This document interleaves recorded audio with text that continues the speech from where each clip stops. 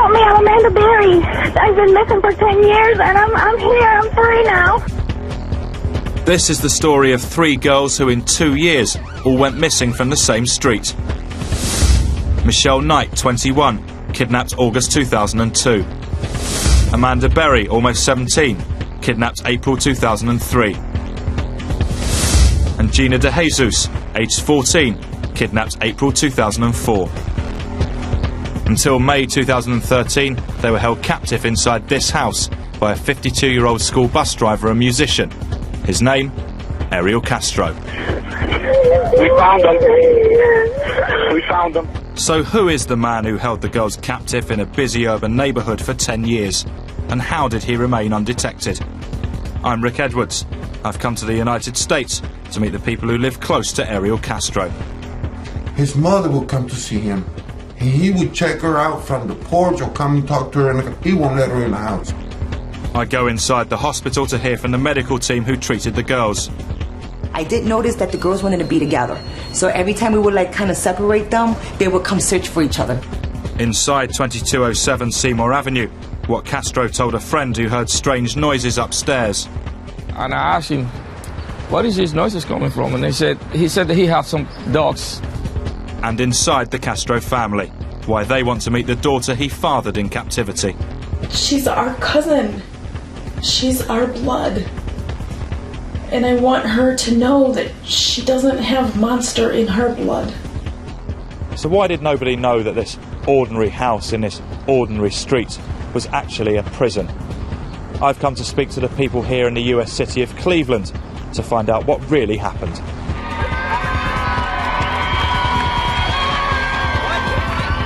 This is a miracle. This does not happen. People do not come out alive out of this.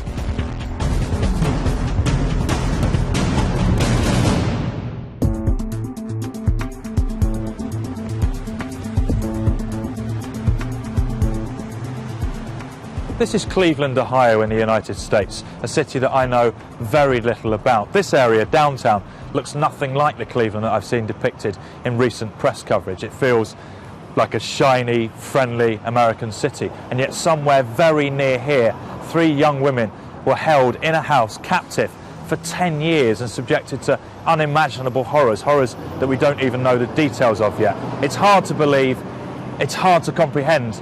I want to find out more. It's around 5:45 p.m, May the 6th, 2013.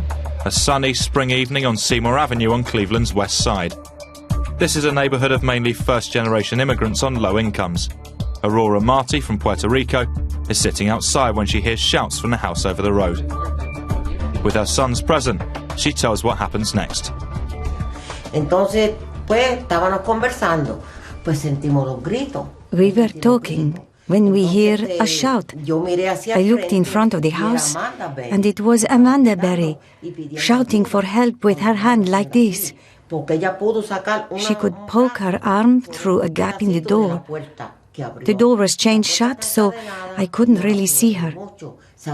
She did this and said, "Help me, my name is Amanda Berry."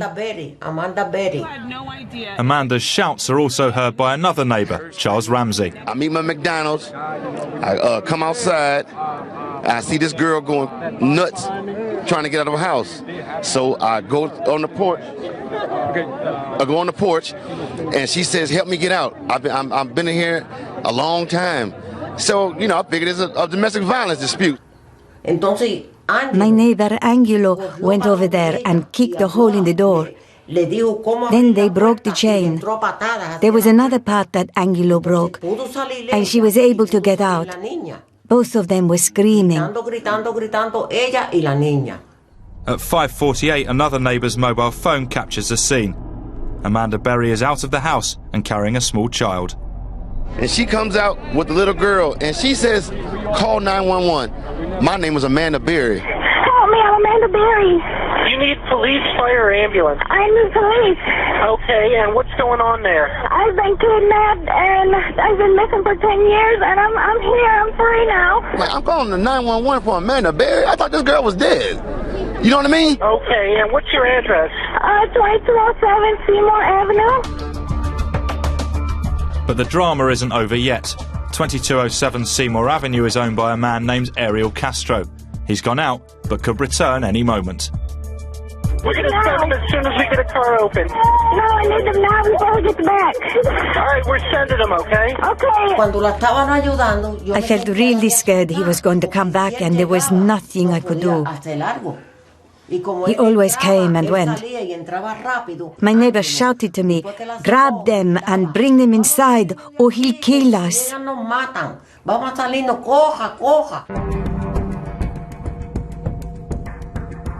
Okay, stay there with those neighbors. Talk to the police when they get there. Okay. Okay, talk to the police when they get there. We're sending them, okay? Okay. Who's the guy who went out? His name is Ariel Castro. All right, how old is he? He's like 52. All right, and I'm Amanda Berry. I've been on the news for the last 10 years. Okay, I got that here. I already. And you said, what was his name again? Ariel Castro. And is he white, black, or Hispanic? He's Hispanic. And what's he wearing? I don't know, because he's not here right now. That's when why I got away. when he left, what was he wearing? Sweetheart, it's a pity. What? Right, the police are on the way. Talk to them when they get there. Okay? I told you they're on the way. Talk to them when they get there, okay? All right, okay. Thank you. Bye. At 5:52, the dispatcher calls in a squad car. I have a call taker on the phone with a female who says her name is Amanda Berry and that she had been kidnapped 10 years ago. She's at this location now. She's saying that the male is Ariel Castro, 52-year-old Hispanic male that lives at 2207 Seymour, and that he's been holding her here for 10 years. Adam 2-3, you got a boss coming? This might be for real. At 5:55, a neighbour's phone records police breaking into 2207 Seymour Avenue. The police arrived. She ran over and hugged them. They straight away put her inside the police car. And when she was inside the car, she told them there were two more women. See, that girl Amanda told the police, I ain't just the only ones. It's some more girls up in that house. We found them. We found them. Georgina Days. We also have a Michelle Knight in the house. I don't know if you want to look that up in the radio, the system. 32 years old. And when they came out, was just astonishing, because I thought they were going to come up with nothing. So they brought the other two out and took them to hospital. The other two girls were naked. They brought them down wrapped in blankets. He had them up there chained, naked. So Paul, talk me through the sequence of events for you on May the 6th, the evening. I just had gotten home from work. It was about 14 minutes after 6.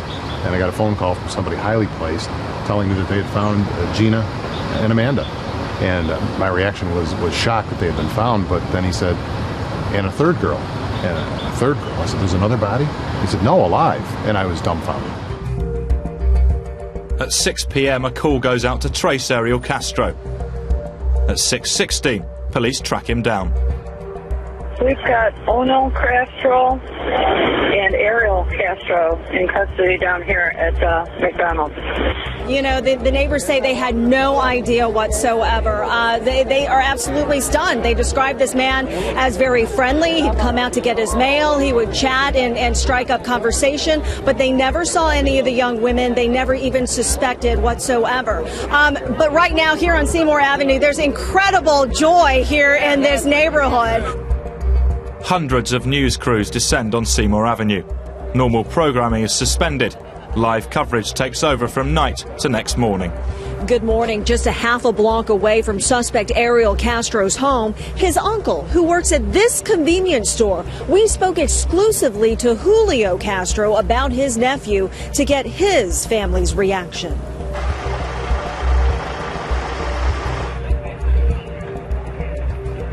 Two days after the three women are found, Ariel Castro is charged with 4 counts of kidnapping and 3 counts of rape. Bail is set at $8 million. He does not enter a plea. Charges against Mr. Castro are based on premeditated, deliberate, and depraved decisions to snatch 3 young ladies from Cleveland's West Side streets. to be used in whatever self-gratifying, self-serving way he saw fit. With respect to Mr. Castro, he is waiving examination on each case. With respect to bond on Mr. Castro is 52 years old. He has lived in the area for 39 years. He is on unemployment compensation, and to the best of my knowledge, he has no convictions for felonies or serious misdemeanors.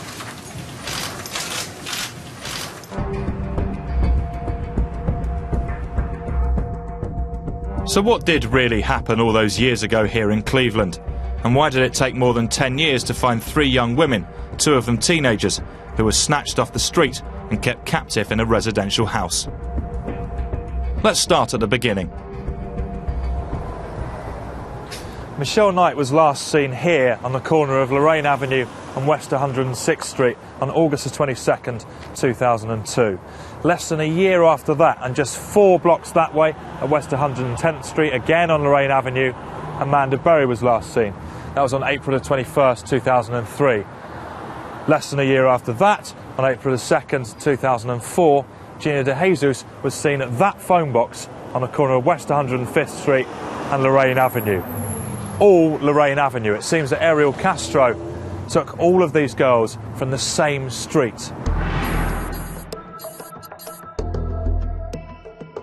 When the first of the 3 captives goes missing, there's no publicity.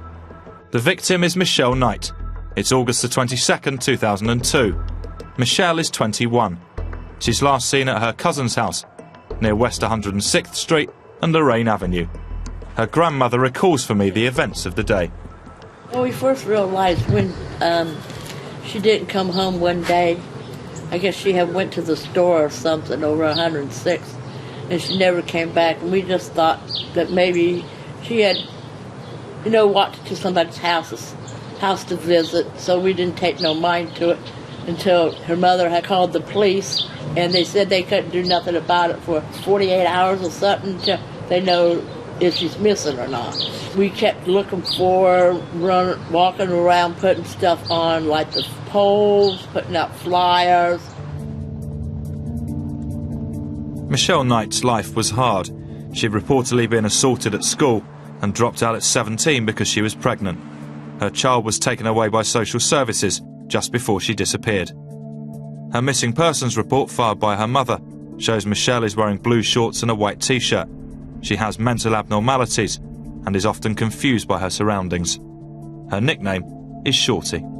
At what point did you feel that you might never see Michelle again? Well, it took me, pretty much about 9 months, I would say.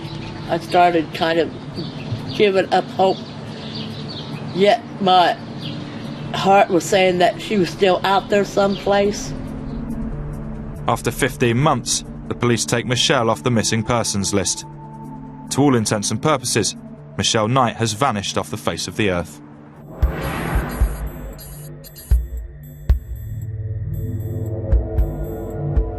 But by this time, Ariel Castro has struck again. The victim is Amanda Berry. It's April the 21st, 2003, the day before her 17th birthday. Amanda's heading home from her evening shift at Burger King on Lorraine Avenue. She calls her sister to cancel her lift. Someone else is driving her home. Originally, it was thought that Amanda had run away from home. Then a week later, a call was made from Amanda's mobile phone to her mother. The caller said that Amanda was fine and that she'd be coming home in a couple of days. The police and the FBI conclude that Amanda wasn't a runaway, she was a missing person. People can sit back and say, oh, this will never happen to my child. Well, guess what? It happened to my niece. Amanda's disappearance is big news. Her family, led by her mother, Luana Miller, does everything possible to keep people looking for Amanda. Her mother even agrees to go on television to ask a TV psychic if Amanda is alive. Before an audience, she's told her daughter is dead. So you don't think I'll ever see her again? Yeah, in heaven, on the other side.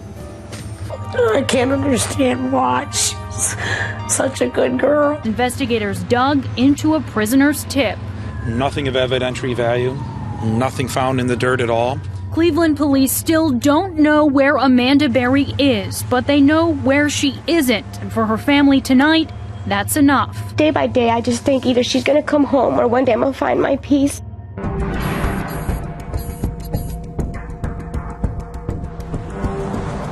Almost a year later, the third captive is taken. It's April the 2nd, 2004. Gina De Jesus, aged 14, is on her way home from school. She's at the junction of West 105th Street and Lorraine Avenue. A car pulls up. She recognises the driver as Mr. Castro, the father of one of her friends. Castro offers Gina a lift home. Her family realise something's wrong when she isn't home at her usual time. Gina's reported missing. One of the most uncomfortable facts about this story is that the De Jesus and Castro families know each other well. Nancy Ruiz, Gina's mother, grew up with Ariel Castro in the same neighbourhood. When Gina's family held vigils for their daughter, Castro would play music, dedicate songs to her and hug Gina's mother. He also joined searches and handed out flyers. With two teenagers disappearing from the same neighbourhood in less than a year, people are angry and demanding action. Volunteers publicise appeals for Amanda and Gina, but Cleveland TV reporters fear the worst. Gina and Amanda are about a year apart. That something's wrong. Something doesn't add up here because coming home from school, working at a Burger King, these are not bad kids. And the proximity of a couple of blocks apart, it just didn't add up. So that's why I think these two cases got such attention from the media. It didn't necessarily help. If you see it, say it. On April the 22nd this year, 2 weeks before the discovery, local TV marks the 10th anniversary of Amanda Berry's disappearance. If she is still alive, tomorrow will be Amanda Berry's 27th birthday. The 17-year-old disappeared walking home from work, which was at this Burger King on West 110th and Lorraine. A decade's worth of investigation drummed up lots of leads, but no real answers here. But someone does have the answer. He's the man who kidnapped Michelle, Amanda and Gina and drove them 3 miles away to his ordinary-looking house, where they've been captive for 10 years. His name is Ariel Castro.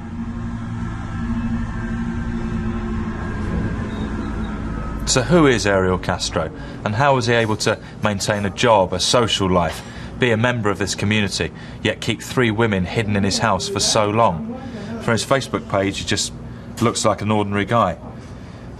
28 friends, just a catalogue of banal posts, some of which seem sinister or loaded in retrospect, but miracles really do happen. God is good. He posted 4 days before the girls were found. He shared a post which reads, "A real woman will not use their child as a weapon to hurt the father when the relationship breaks down. Do not lose sight of the fact that it's the child that suffers." He said, "True that."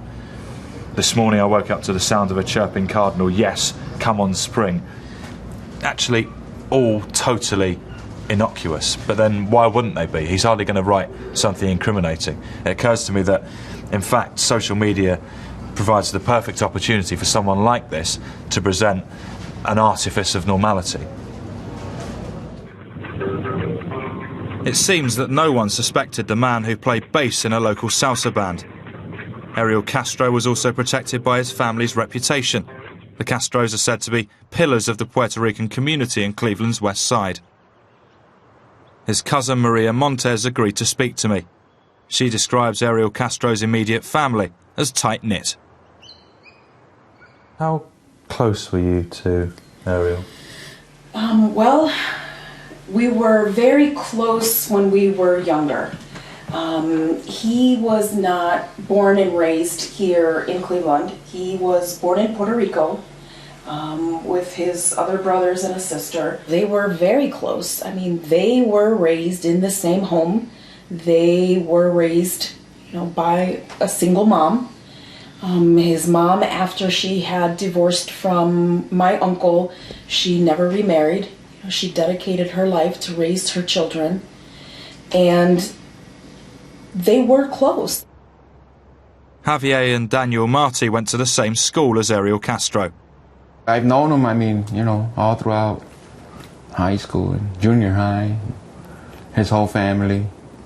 He's got a great family. I mean, the guy was just a regular Joe. I mean, he was outgoing, smart, very talented. Played a bass, played in bands.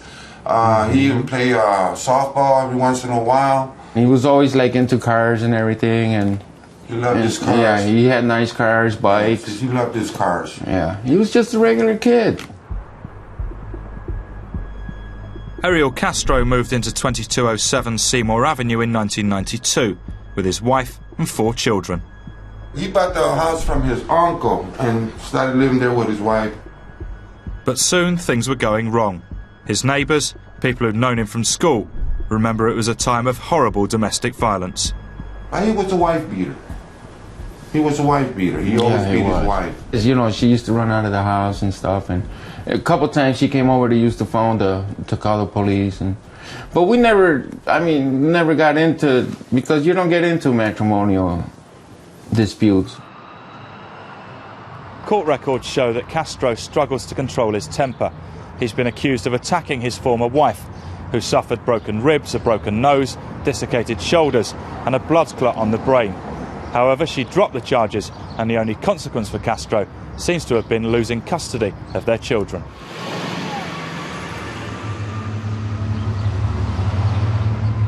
After he got a divorce, he always kept to himself. Yeah, he was the quiet type. Yeah, he was real quiet, kept to himself. Yeah. Like locked up, secluded in the house. Right. Nobody went to that house. No. We always found that strange, though. I mean, me and my ex-wife would talk about that, how that guy was weird. Neighbours say he was guarded about who could come in his home, and that he only entered and exited through the back door. His mother would come to see him. He would check her out from the porch or come and talk to her. He won't let her in the house. Never went inside that house. And never. You wouldn't stay too long in the backyard. He'd walk you out. He'd walk you out of the backyard. Remember that day we was drinking back there? Yeah, we had a couple of beers back there, but then after a minute, we had to come out. Castro was carefully concealing the prisoners held captive inside 2207 Seymour Avenue. To the outside world, he was living a normal life. During the day, he'd drive a school bus in Cleveland, a job he'd had for 22 years. At night, he played bass guitar in a salsa band. I've come to Belinda's nightclub in Cleveland to meet Tito and William. They've known Ariel Castro for 20 years and say he's one of the top bass guitarists they've played with. Oh my God, I can say about Ariel as a musician, one of the best musicians around.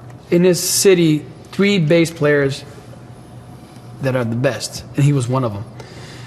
Did you feel that you knew him? Ariel was a person, he wanted to go dance, he would go and try to dance with somebody, and they would say no. Go back, say no. Go back, say no. And I would tell him, Ariel, come on, man, you're gonna embarrass yourself. He said, no, I want to dance. And I was like, dude, if they don't want to dance with you, you can't force them to dance with you. I said, yeah, but still, look who I am. I'm a bass player. I'm on stage. I'm like, who cares? You can be Liberace, you can be the president. If they don't want to dance with you, you can't force them to dance with you. And were you friends outside of music as well? Yes, but not to a personal point where he kept his personal life very personal, if you will. Mm-hmm. He never talked about it. And us as musicians, you know, if somebody want to keep their personal life away from the business, we respect that. It's not a problem. So personal, his family say that he even kept his secrets from those closest to him, such as his 2 brothers, who were first arrested with Castro, but then released without charge. I keep hearing people say, how did these brothers not know that their brother was doing this? Don't you visit your brother's home? I mean, he was a bachelor, so he lived alone. He probably made a lot of excuses. You know, oh, the house is a mess. Oh, I don't have anything in my refrigerator. You know, I'm sure that's probably how he kept people away from the home. And we've been hearing that Ariel actually went out on some of the searches and took part in some of the vigils. Right. Why would you think he would do something like that, knowing that he was the person that had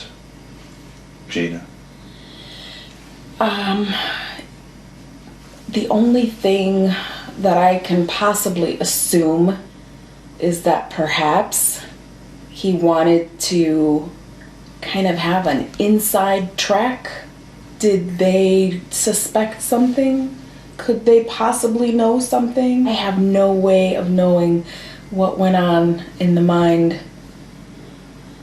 of a person who is such a monster that he could look that mother in the face and ask her how she was and how she was doing. I don't understand how he did any of what he did, but how do you look at that family and pretend like nothing is wrong and pretend like you're caring for them? That is so chilling.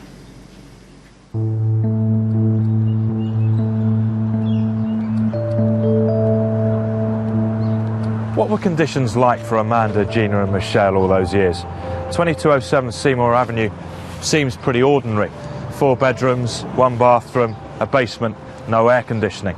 Details are starting to emerge of what happened inside.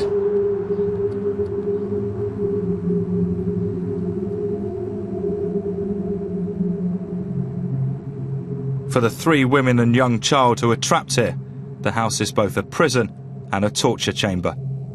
This 3D model shows that it's always dark, with windows boarded up or covered. Inside there are 3 floors and a basement. Castro lives on the ground floor. He locks all the rooms upstairs and locks the basement. And it's the basement where he first brings the women. It's small, dark and damp, with a low ceiling. He chains them to the wall. Really hurts me to know what she had to go through for the last 10 or 12 years. It was a living hell. They was chained to the walls to the basement. Castro appears to treat the women differently, with Michelle Knight getting the worst punishment. The police assert that she was raped repeatedly and became pregnant several times. But every pregnancy was miscarried when Castro punched her in the stomach. It just really hurts me to think that he had turned around and beaten her in the stomach just to have her miscarriage so she couldn't have his kids. So have you thought about what Ariel Castro wanted Michelle for? Well, I think that he wanted her as a sex slave to do whatever he wanted her to do. That must make you angry. Yes, it does. It makes me very angry to know that a human being would do something like that to another human. She was, I guess, terrified for all their lives what he might do to them. So I guess that's why, in a way, that she had went along with what he said. Them two and her lived through living hell in that house.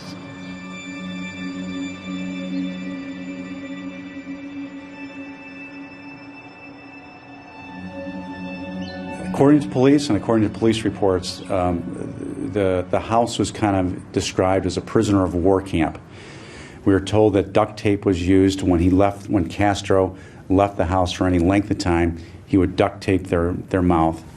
We know now that the outside front door was padlocked shut. We know that the bedroom doors were padlocked. We know that they were chained in the basement for some period of time, both from the ceiling and from the wall. We know that they were starved. We know that they were punched and beaten.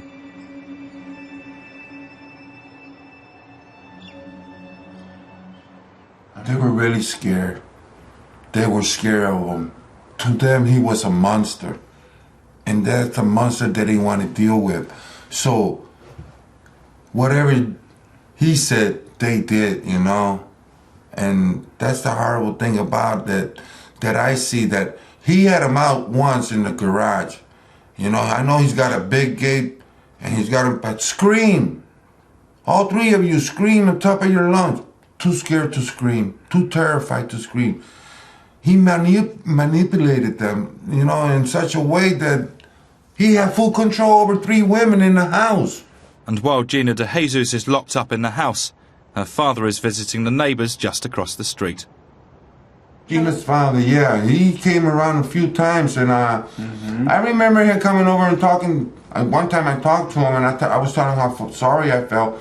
That girl was like 40 feet away from him, and nobody knew nothing.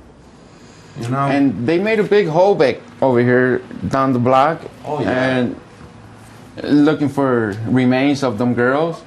And Amanda. I remember sitting with Ariel talking about that, how a person could do, you know, take these girls, and he would say what, you know, what kind of a person would do that. And all the time it was him, and he had them girls up there. You know what he did? He went and got the tape they put, the scene crime tape. He helped the police put up, I seen that with my own eyes, put up the crime scene tape around the street so people won't go over there. You know, when Gina de Jesus come up missing, he gave money so to her father or something. He made a donation so they could keep searching for her, and he had her all the time.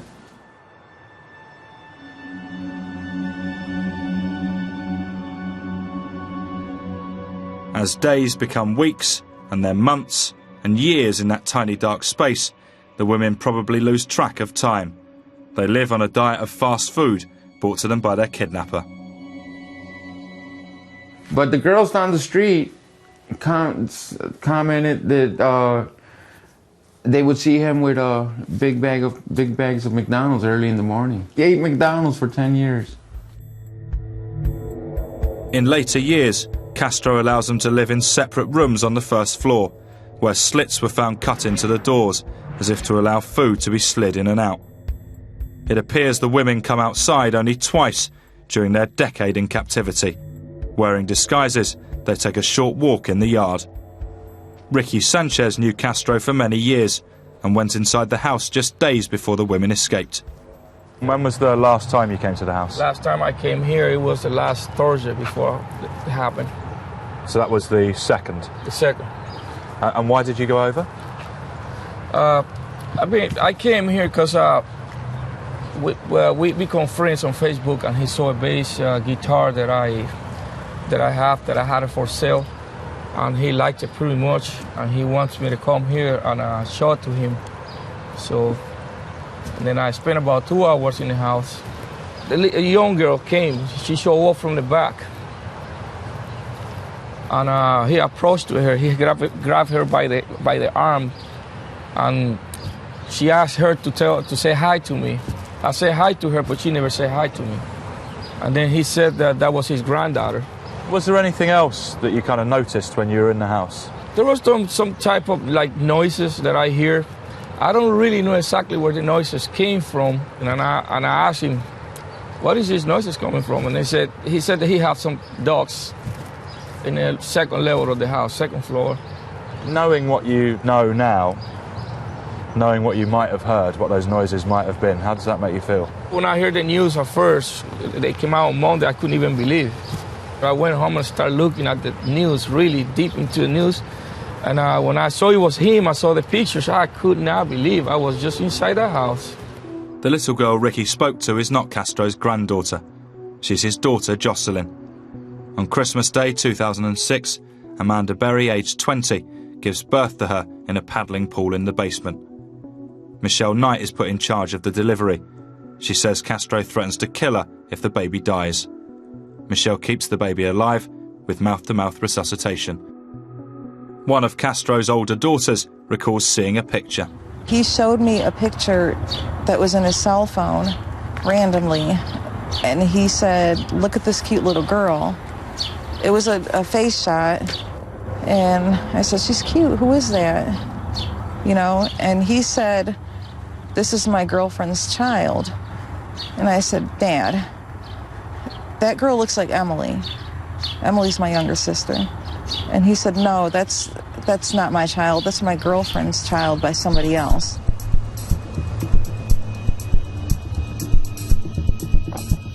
Cleveland, June 2008, the moment when the local police did catch up with Ariel Castro. Your driver's license. Your driver's license, please. What's wrong? First off, your plate's improperly displayed. It has to be displayed left or right, not upside down. Arresting officer Jim Simone doesn't know it, but Castro has already kidnapped 3 girls and is holding them captive in his house.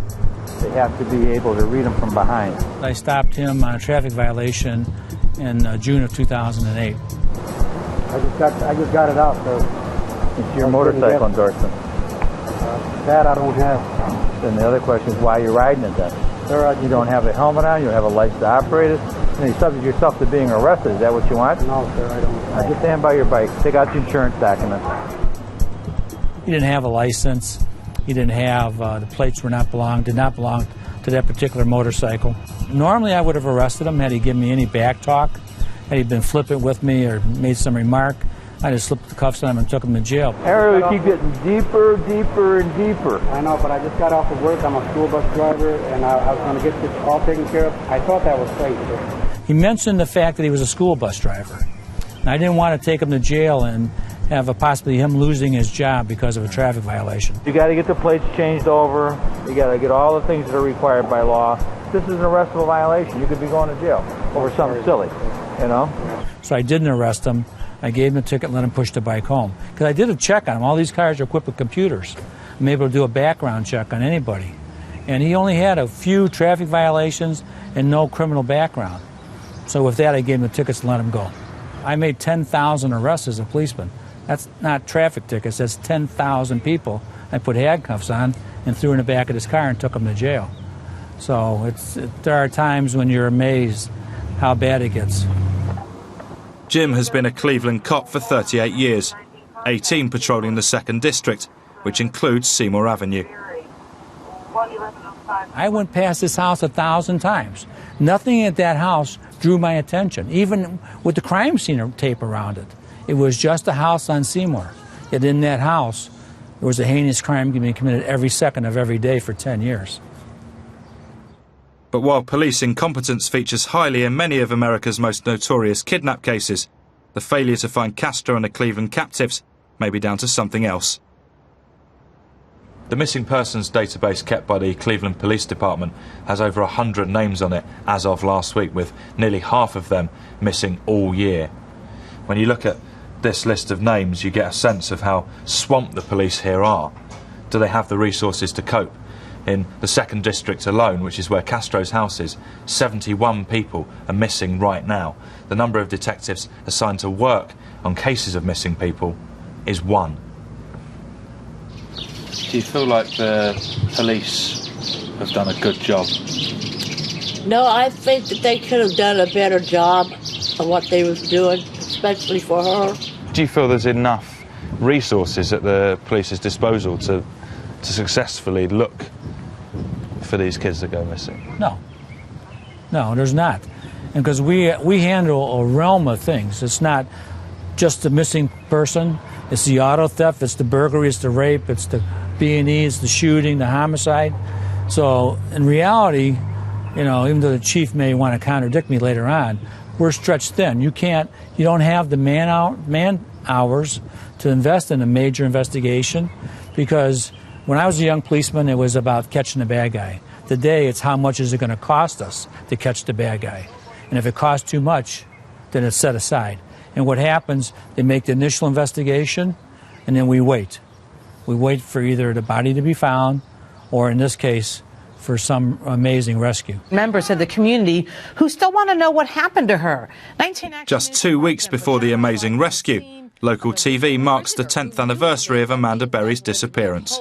No one knows she's alive and in a house just a few miles away. The vigil just breaking up in the last, say, 5 minutes, and those who were in attendance today want everyone around here and everyone around the city to know it's never too late to do the right thing, and no tip, no clue is too small. The clue is provided by Ariel Castro himself.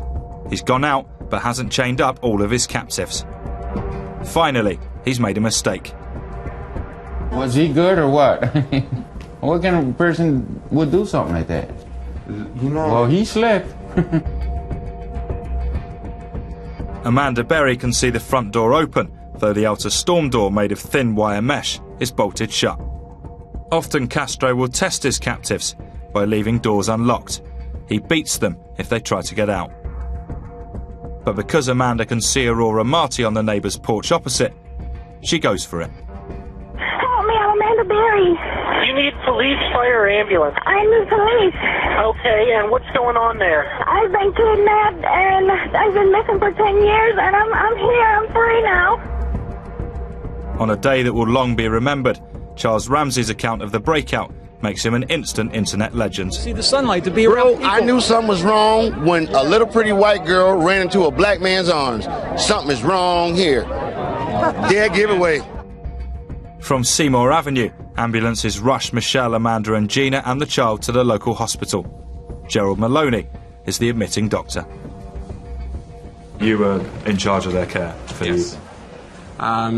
They came in by ambulance, and there was also a lot of law enforcement officers, both local police and FBI, with them as well at that point. So it's fairly chaotic when everybody came in initially. There were a lot of people here. There was a lot of energy, good energy.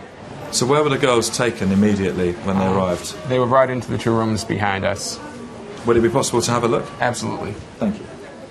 It's the first time any cameras have been allowed into the rooms where Amanda, Michelle and Gina were examined. We did a detailed exam, we checked their head, neck, body, extremities, looking for any injuries or any acute medical issues.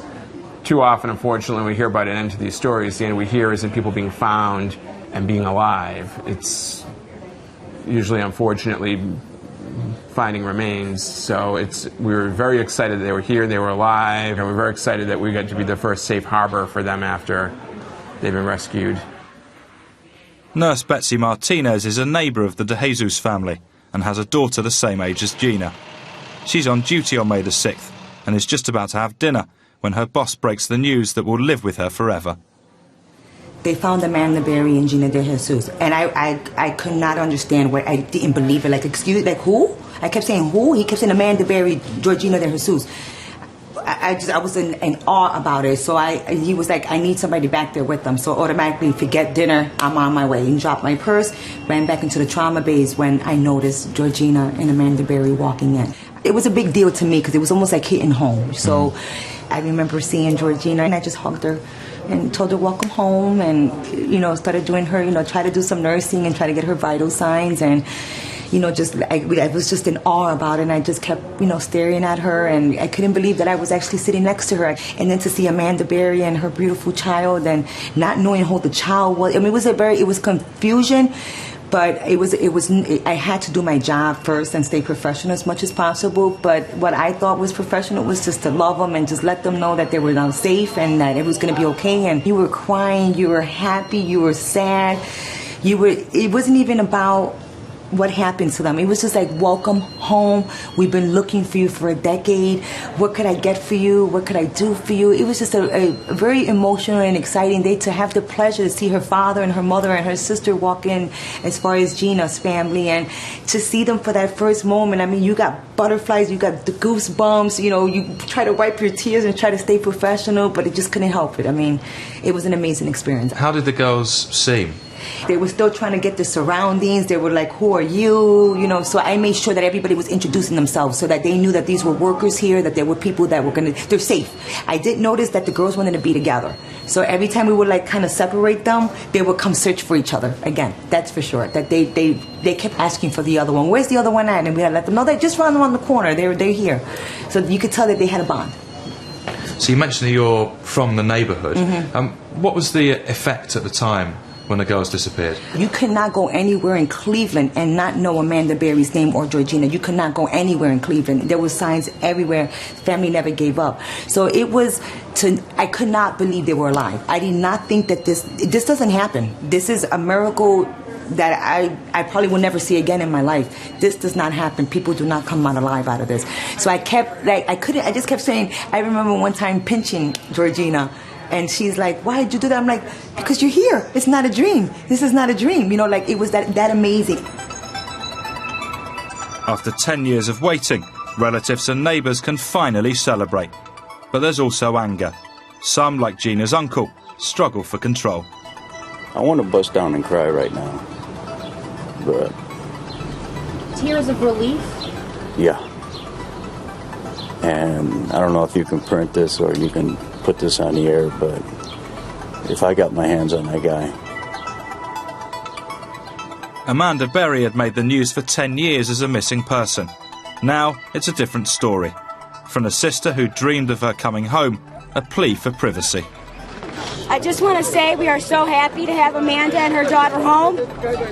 I want to thank the public and the media for their support and encourage over the years, and at this time our family would request privacy so my sister and niece and I can have time to recover. Amanda learns that in 2006, 3 years after her kidnap, her mother had died. Luana Miller had never stopped fighting for her daughter to be found. Friends say she never recovered from Amanda's disappearance. Gina had been taken aged 14. She returns to her parents as a 23-year-old. We want to have a block party and close the streets down.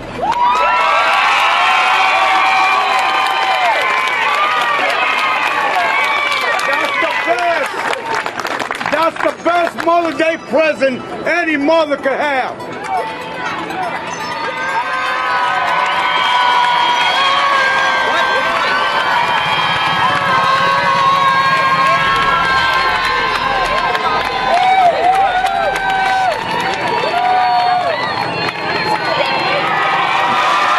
She gave a big thumbs up as she got out of the van. There she goes in the green.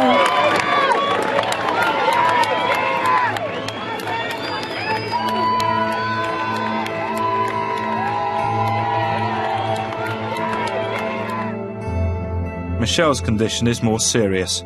She leaves hospital 5 days later, but doesn't go home to her family. Instead, she goes to Gina's house.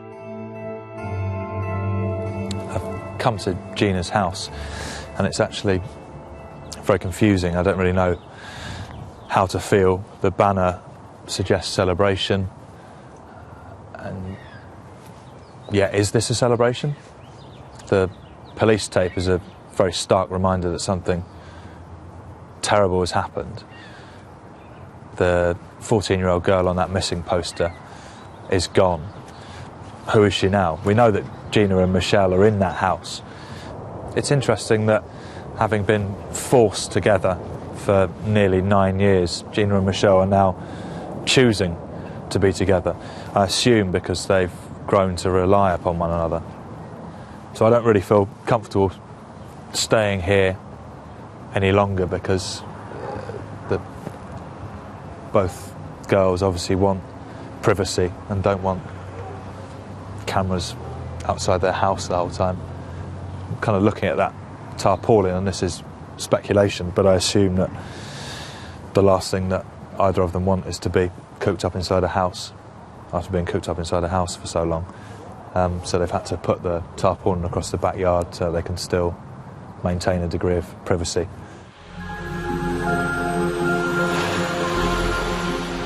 Michelle's grandmother is still waiting to see her. We was told that she didn't want to see us at all.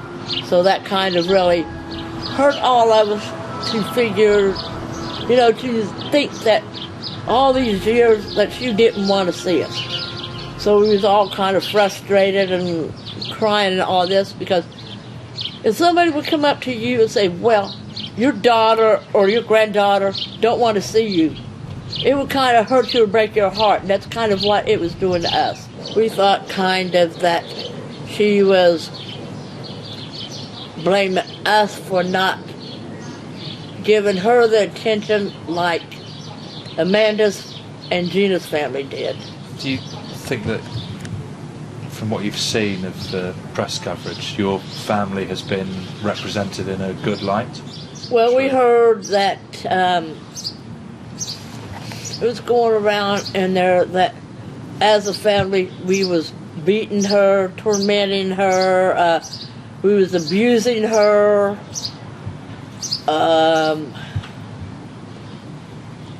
We didn't care about her enough because we didn't look for her. That's not the truth. That's not the truth at all.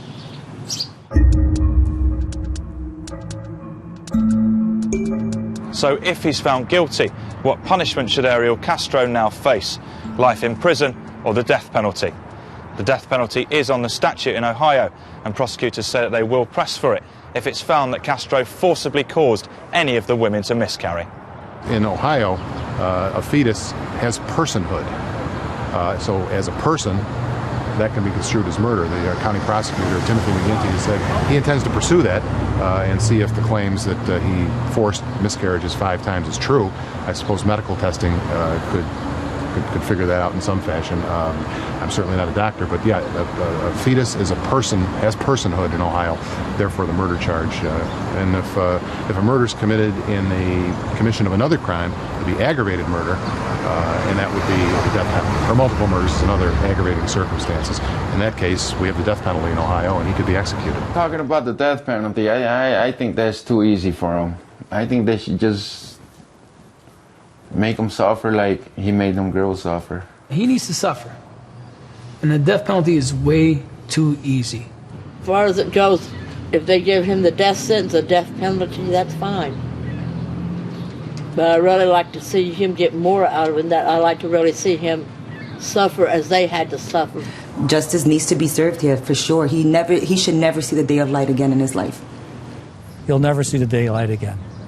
Whatever he did to those girls, you can rest assured that while he's in the penitentiary, it's going to be very, very difficult for him. Because there's a hierarchy in the jail. The top of the list is the police killer. He's the #1 guy. And it goes all the way down, and the bottom social rung in the jail are perverts and sexual deviants. Because even the murderers have mothers, sisters, and kids. No one wants to be in Ariel Castro's shoes right now. So what do you think should happen to Ariel Castro? You ask me as a policeman or as a father? Both. As a father, I have 3 daughters. I think that Ariel Castro should be brought out into the street and handcuffed to that telephone pole, and we go get the fathers of those 3 girls and give them Louisville sluggers and go, there he is. Do what a father would do. As a police officer, I'm bound by oath.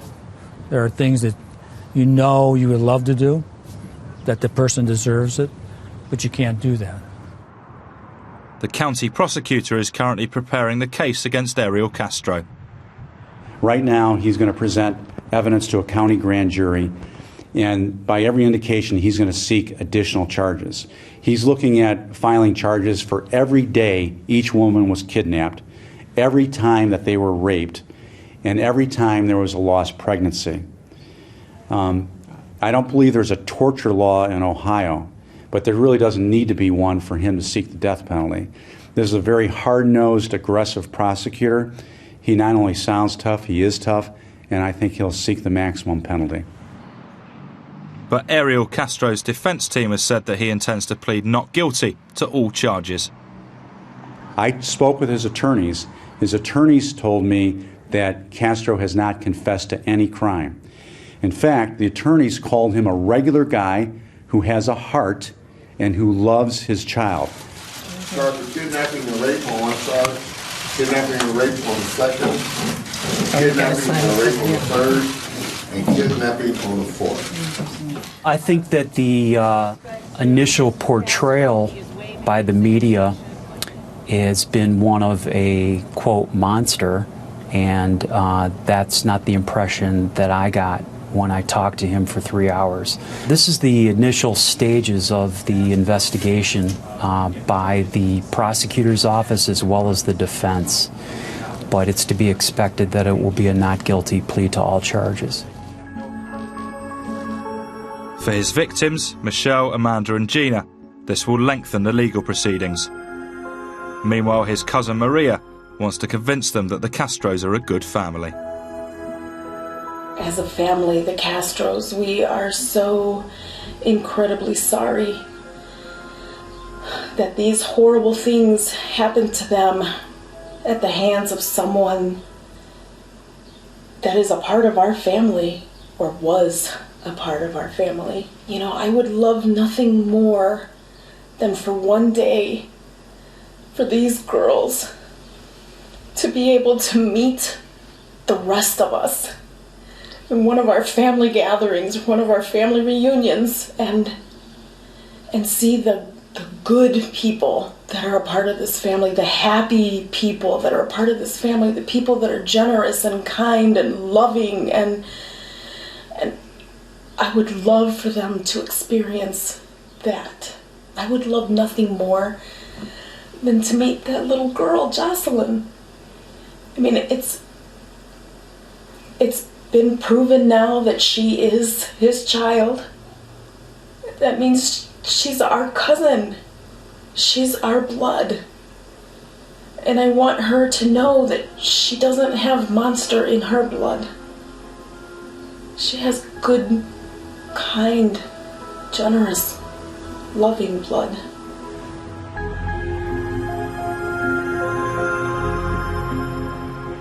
If there's a positive message that survives this story, it is perhaps one of strength in the face of terrible circumstances. There's the incredible strength of the three women, Michelle, Amanda and Gina, who survived together, defied their captor and are now receiving the best psychological and medical care.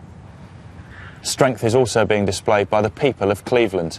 Their initial joy and relief was quickly overtaken by fear and guilt. I've heard people talk about being scared of their neighbours, feeling that they can't trust anyone.